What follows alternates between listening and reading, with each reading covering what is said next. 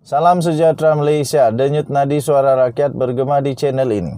Rupanya ada kejadian tegang yang berlaku di mahkamah ketika Bung Mokhtar dan isteri di dalam perbicaraan itu.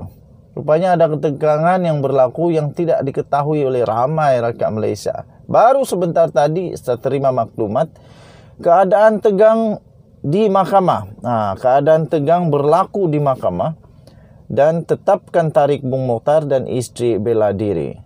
Diterbitkan di biharian.com.my 2 September 2022. Ahli Parlimen Kinabatangan Datuk Seri Bung Mokhtar Radin dan isteri iaitu Datin Seri Zizi Izzati Abdul Samad diarah untuk membela diri bagi pertuduhan rasuah berjumlah 2.8 juta ringgit Malaysia sebagai dorongan dalam mendapatkan kelulusan FELCRA untuk membuat pelaburan 150 juta dalam unit amanah publik mutual.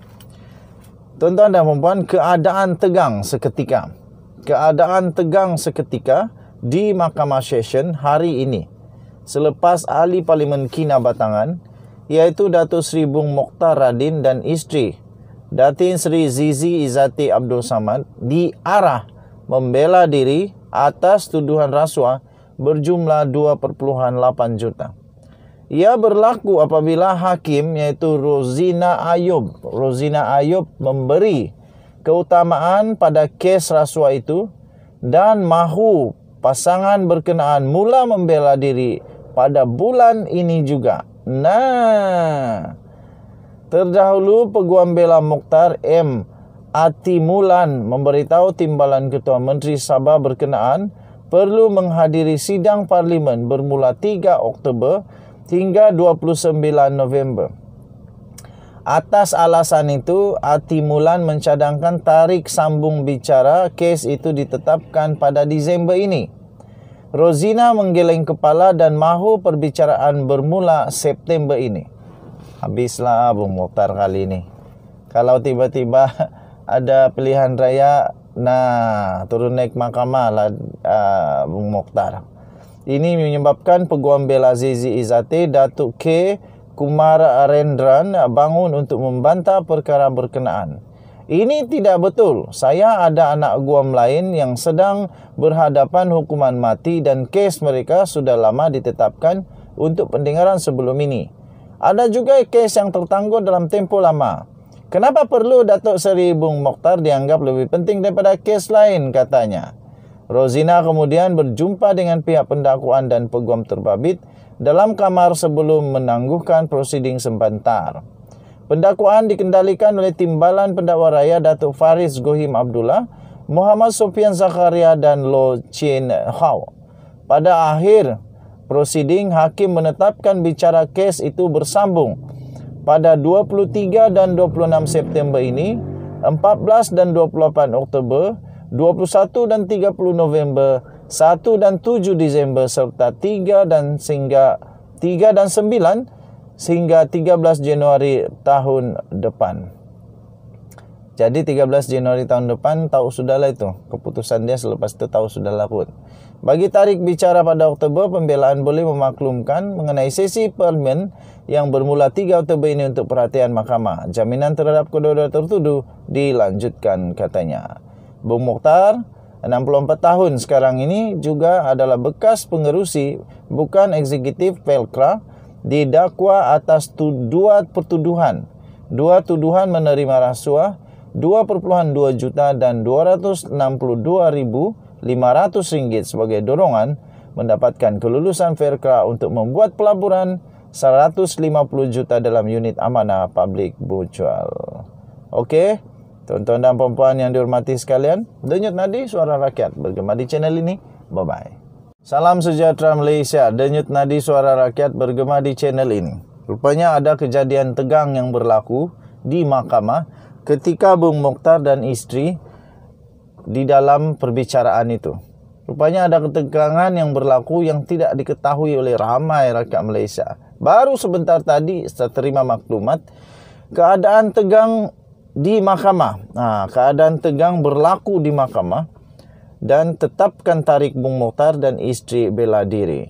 Diterbitkan di biharian.com.my 2 September 2022. Ahli Parlimen Kinabatangan Datuk Seri Bung Mokhtar Radin dan isteri iaitu Datin Seri Zizi Izzati Abdul Samad diarah untuk membela diri bagi pertuduhan rasuah berjumlah 2.8 juta ringgit Malaysia sebagai dorongan dalam mendapatkan kelulusan FELCRA untuk membuat pelaburan 150 juta dalam unit amanah public mutual. Tuan-tuan dan puan-puan, keadaan tegang seketika di Mahkamah Session hari ini selepas ahli Parlimen Kinabatangan iaitu Datuk Seri Bung Mokhtar Radin dan isteri Datin Seri Zizi Izzati Abdul Samad diarah membela diri atas tuduhan rasuah berjumlah 2.8 juta. Ia berlaku apabila hakim iaitu Rozina Ayub memberi keutamaan pada kes rasuah itu dan mahu pasangan berkenaan mula membela diri pada bulan ini juga. Terdahulu Peguam Bela Mokhtar M. Atimulan memberitahu Timbalan Ketua Menteri Sabah berkenaan perlu menghadiri sidang Parlimen bermula 3 Oktober hingga 29 November. Atas alasan itu, Atimulan mencadangkan tarik sambung bicara kes itu ditetapkan pada Disember ini. Rozina menggeleng kepala dan mahu perbicaraan bermula September ini. Habislah Bung Mokhtar kali ini. Kalau tiba-tiba ada pilihan raya, turun naik mahkamah lah Bung Mokhtar. Ini menyebabkan Peguam Bela Zizi Izzati Datuk K. Kumar Arendran bangun untuk membantah perkara berkenaan. Ini tidak betul. Saya ada anak guam lain yang sedang berhadapan hukuman mati dan kes mereka sudah lama ditetapkan untuk pendengaran sebelum ini. Ada juga kes yang tertangguh dalam tempoh lama. Kenapa perlu Datuk Seri Bung Mokhtar dianggap lebih penting daripada kes lain, katanya. Rozina kemudian berjumpa dengan pihak pendakwaan dan peguam terbabit dalam kamar sebelum menangguhkan prosiding sebentar. Pendakwaan dikendalikan oleh Timbalan Pendakwa Raya Datuk Faris Gohim Abdullah, Muhammad Sofian Zakaria dan Lo Chin Hao.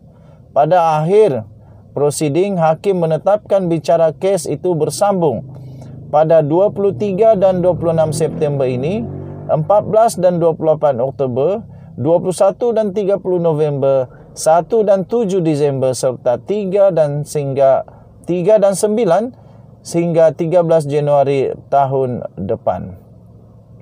Jadi 13 Januari tahun depan tahu sudahlah itu. Keputusan dia selepas itu tahu sudahlah pun. Bagi tarik bicara pada Oktober, pembelaan boleh memaklumkan mengenai sesi parlimen yang bermula 3 Oktober ini untuk perhatian mahkamah. Jaminan terhadap kedua-dua tertuduh dilanjutkan, katanya. Bung Mokhtar, 64 tahun sekarang ini, juga adalah bekas pengerusi bukan eksekutif FELCRA, didakwa atas dua tuduhan menerima rasuah 2.2 juta dan 262.500